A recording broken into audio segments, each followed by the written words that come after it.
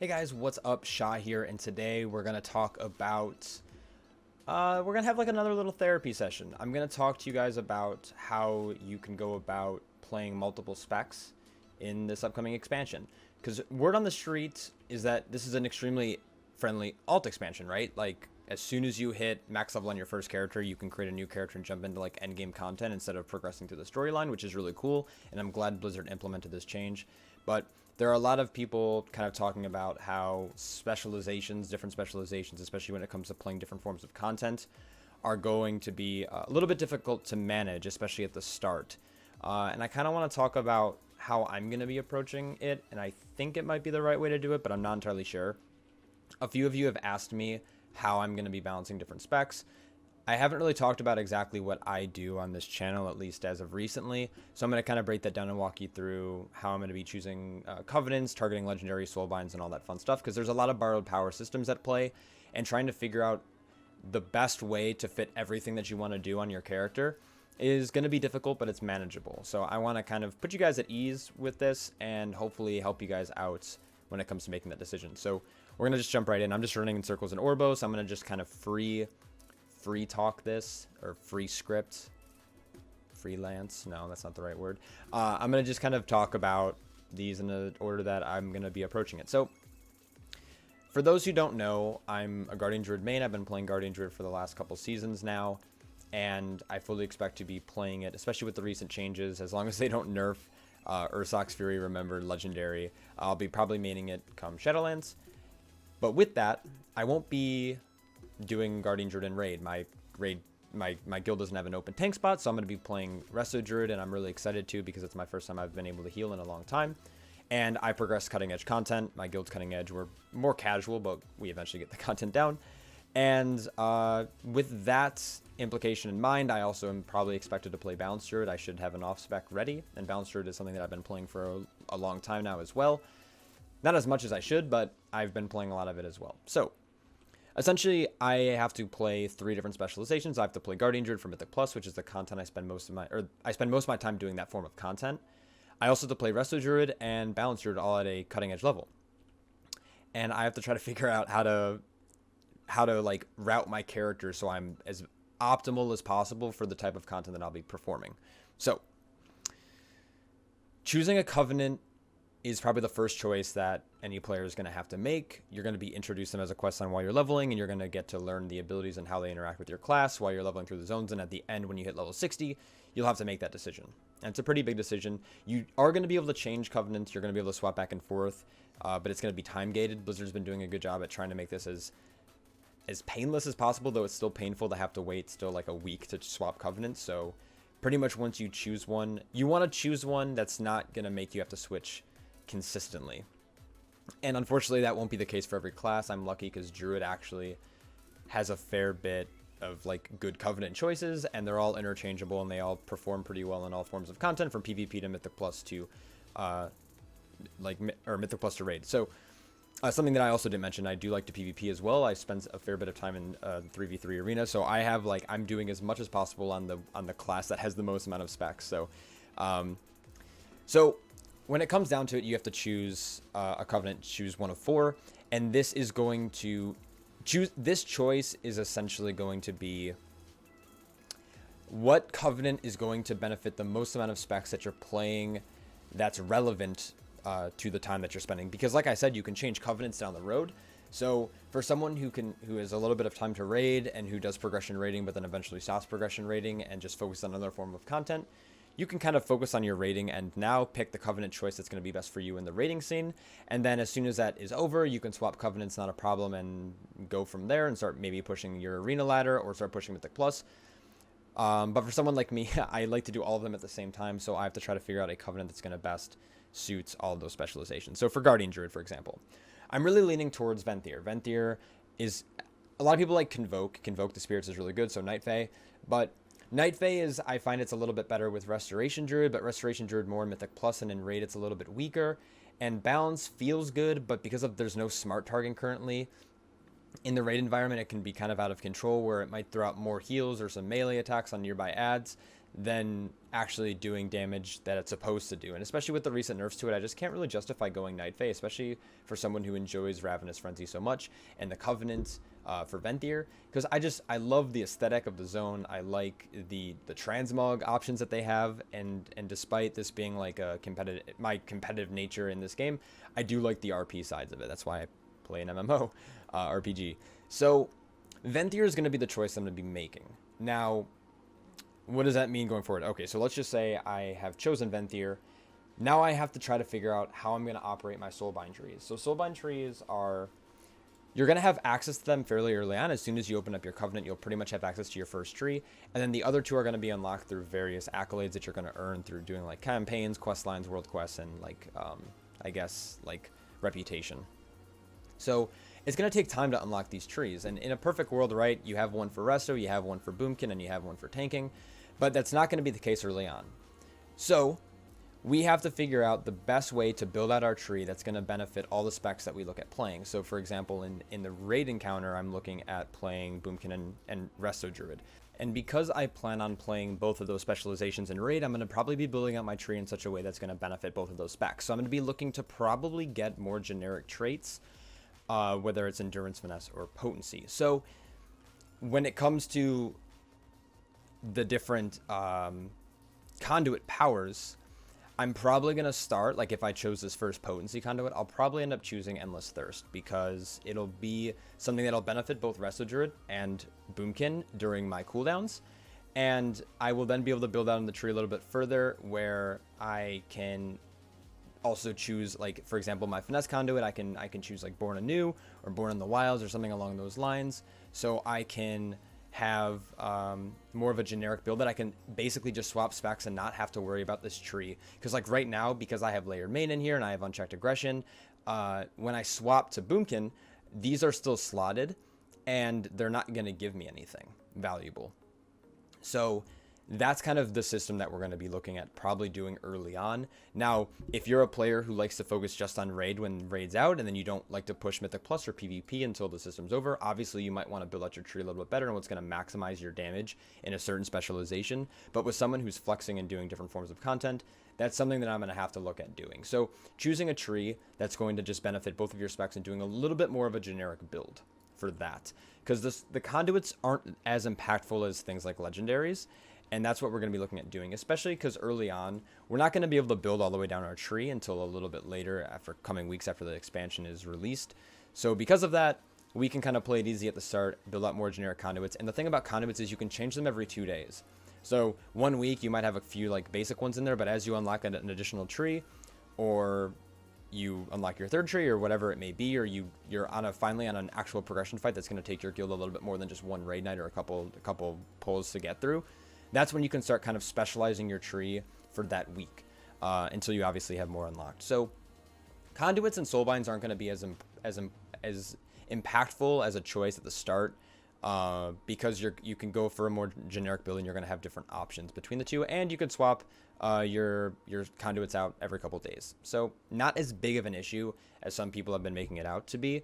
The only issue is like if you want to play all 4 specializations, you can't. It's unlikely that you're going to want a generic build for like World First Raiders aren't going to do generic builds. They're going to have several alts, but this is supposed to be for someone who's like they have time for 1 character or maybe 2 characters, but they don't want to justify playing 2. Like I can't justify playing 2 druids right now. I'm raiding on my druid so I can have the best gear so I can perform in other types of content.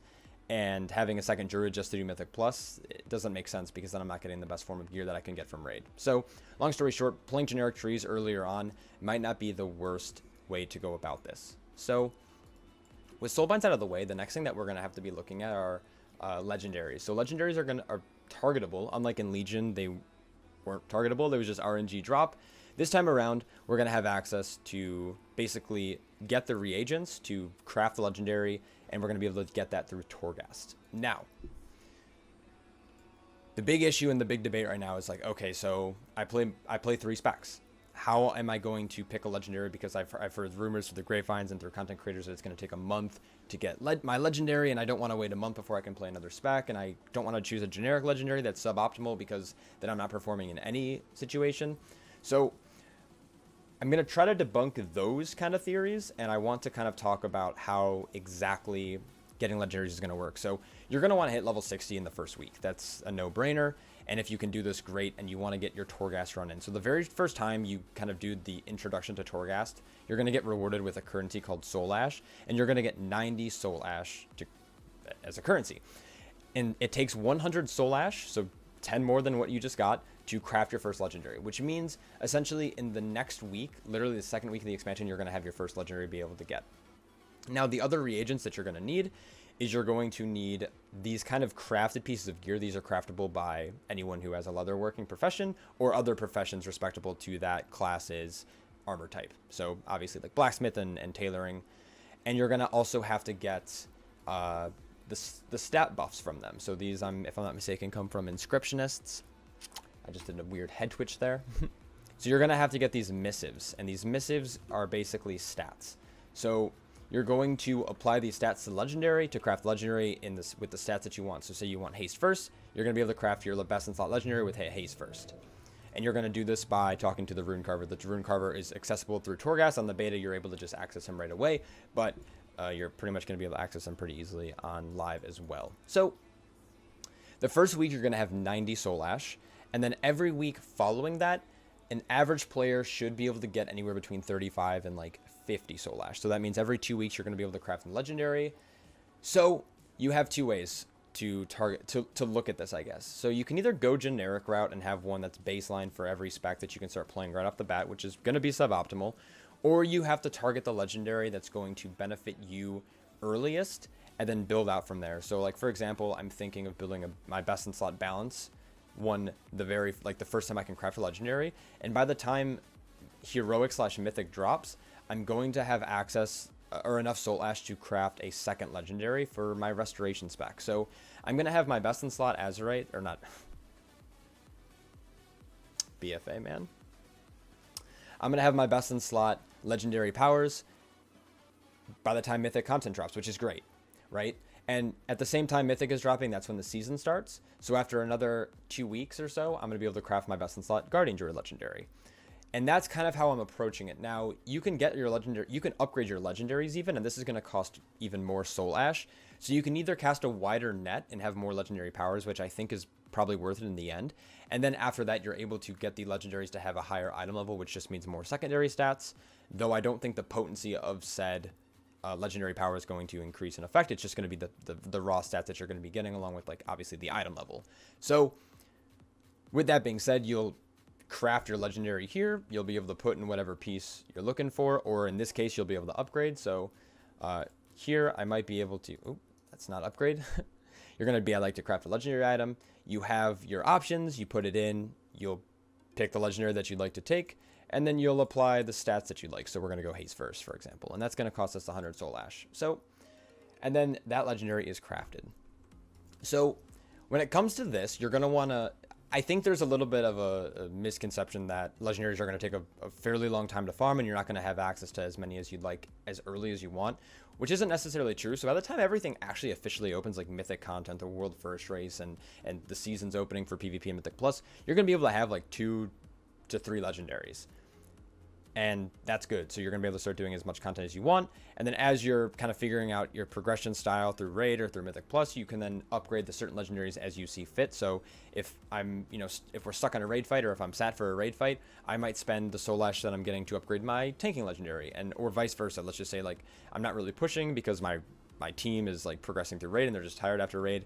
And I'm spending a lot of time and we're just crushing progression in Raid. I might upgrade those legendaries because I want to obviously get through the Raid as fast as possible. So it's going to come down to kind of individual preference and what kind of content you're doing, which I'm going to keep hammering home this whole entire video, but it's not as big of an issue as you might think. So multi-specking isn't going to be as bad. The biggest thing is kind of like the Covenant choice, and luckily Guardian Druid's Covenant choices are actually fairly balanced, kind of. Like Venthyr is good for most of the specs. Like Night Phase is good for most of the specs. Necrolord seems to be okay for a few of the specs, and Kyrian has its niche, but I understand that other specializations might not. So if you're a hunter main watching this video, that might not be the case for you. And it might be actually fairly easy to pick a spec because like Bastion or Kyrian might be the best choice for all the specs that you're playing. So With that being said, legendary pathing comes down to kind of those, like a few different things, and you can craft them fairly quickly and efficiently. So I wouldn't worry about legendaries too much, and that's going to be where a lot of the player power is going to come from. So lastly, you're going to, once you kind of determine the soulbinds that you're going to need, or not the soulbinds, the conduits that you're going to need, and you determine what legendary powers you're going to need, you're going to be able to target those through different world content. So conduits currently aren't being shown in the journal, but legendary powers are, and you can see where they're targeted and what kind of things are, like what kind of items that they can be applied to. So this is actually going to share with the dungeon journal. So next to raids, we actually have powers, and you're going to be able to see all the different legendary powers that druids have access to and where they're from and where they're targeted. So Circle of Life and Death is going to come from the Stone Legion generals, and I'm pretty sure it's 100% drop chance, though I'm not sure. So if someone can actually fact check me on that, that'd be great. Oath of the Other Druid, obviously, like it's coming from getting honor, so PvP, so similar to like Blood of the Enemy and Battle for Azeroth, you have to farm a little bit of PvP and honor. Some come from dungeon drops, and I'm just kind of going through really quick. Some of these actually aren't even showing, like Legacy of the Sleeper isn't showing anything at all. Same with Ursoc's Fury Remembered. So some of these are currently unknown. I'm not sure if it's a bug or if they just like are going to be more or less like random drops, or if it's supposed to be a secret. So you're going to be able to figure out what power you want to target and what you need to do to get said power. So, right, Circle of Life and Death, if this is something that you are looking forward to and wanting, which I don't think you will be, but if you are, you're going to need to kill the Stone Legion generals, and I'm sure this will come from any difficulty. So, and then same with conduits. Conduits are going to come from different sources as well, and you're going to be able to figure this out fairly early. I'm sure Wowhead will have a guide. It doesn't say anywhere that I'm aware of, and you just actually buy these from a vendor currently on beta. But some of these come from different dungeon runs, from bosses, I'm sure raid bosses as well. And you're going to be able to access it through that in PvP. So all said and done, multi-specking isn't going to be as bad as people might think. So I actually kind of laid this out in a Excel sheet. Actually, I didn't really note this too much because I just kind of went over it pretty quickly. But the first thing you're going to want to do based on the content you're doing is figuring out a covenant that's going to best suit you and best suit your playstyle. Not only like power, but I think it's also important to choose a covenant that you're going to enjoy as well. Some specs have it lucky and are both. Some people are just going to find that it's, you know, they have to pick Night Fae and they hate Night Fae, and, you know, any other lines as well. After that, you're going to want to choose a Soulbind. You're going to want to choose a Soulbind tree that might work for multiple specs and the content you're doing. For me, I'm going to be flexing between Boomkin and Resto in Raid and then pulling Guardian on the side. So I'm going to try to pick a tree that's going to be a little bit more generic at the start, that I can build out, that I'm going to be able to swap without having to worry about, you know, refreshing my tree, or like if I do swap, I'm going to be locked to that spec essentially. You know, if we kill this boss and progress on the next boss, I'm going to basically have to be sat for it, which isn't obviously good. So similar note here, just build out a generic tree at the start to kind of appease all the specs that you plan on playing, and then leave another tree for a different form of content you might be wanting to do, or maybe the tree's effects just are better and you're going to enjoy them a lot more, and or like a different specialization entirely, like Guardian Druid is what you're going to be playing outside of Raid, like I'm going to be doing, and that you're going to leave that tree for that. So when it comes to Legendary, just a quick like little recap. By the time the raid drops, you're going to be able to basically buy 2 legendaries or almost 3 legendaries, or you're going to be able to have one main legendary that's upgraded a little bit at a higher item level. And while having a higher item level on one piece is really great, if you're anyone who's playing a multi-specking on the same character is probably going to want to try to broaden their net a little bit earlier to have a legendary so they can actually perform in all these different types of content. Because while Soulbind trees and conduits are important, the legendary powers are really what's going to make or break your performance in a lot of different scenarios. And then lastly, you're going to want to target these powers and conduits through different forms of content, so they can drop from dungeons, they can drop from Rye as well, and also they can drop from Raid and different forms of content like that, and PvP / honor. So there are several ways that you're going to want to go about this, but I hope this kind of eases your guys' concerns with gearing up or playing multiple specs on a single character, because it is kind of overwhelming and there's a lot of negativity out there surrounding the idea that covenant choices, like obviously choosing a covenant in itself is kind of bad and it limits gameplay and utility, but the fact that it's spec unfriendly I don't necessarily think is true. And if you're not a 1% player, you're probably able to progress at a kind of a pace where you have time to figure out what you need to be building and what you need to be doing with it when it comes to legendaries. And then if you're on the top end, it doesn't matter because a lot of these guys are going to be able to have multiple of the same specs and the same classes, and they're already doing the content in heroic gear and doing like split runs and all this other stuff. The top end mythic, like world first raiders, are not going to have an issue playing multiple specs, and people who are a little bit more casual like myself are going to have time to figure it all out as we go. So I hope this helps. If you guys do have any questions or comments or concerns, let me know in the comment section below. I'd love to hear them and what you plan on doing, or maybe I'm not even going about this properly and this is just like a waste of time. But I thank you guys so much for watching this like 20-minute video now, and I do hope it helps. So if you guys like this video, please hit that like button and that subscribe. It lets me know that you like content like this, and I will catch you all in the next one. Take care.